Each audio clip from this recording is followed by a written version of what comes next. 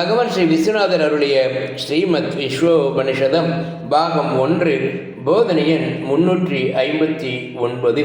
போதனா நாள் 10/10/1975 வெள்ளிக்கிழமை. யான் தேகம் முதல் அவ்யக்தம் வரை உள்ளவைகள் அன்று, அதற்கு அந்நியமான சாட்சியே, ஆத்மாவே, பிரம்மமே என்று சுருதி யுக்தி குரு மூலமாக அறிந்த பின் ஏன் திட அனுபூதி எனக்கு ஏற்படவில்லை?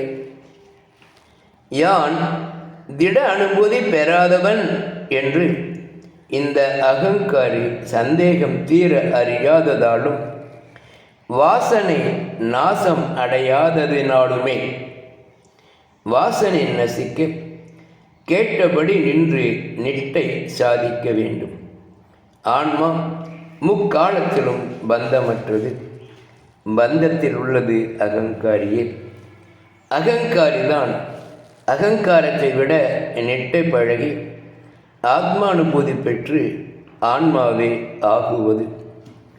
தாமதமானாலும் கேட்டு தெரிந்தவன் அனுபூதி அடைந்தே தீரும்.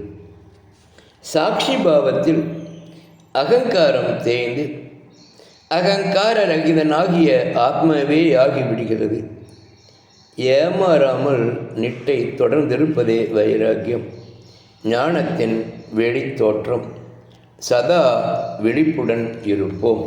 ஓம் சாந்தி சாந்தி.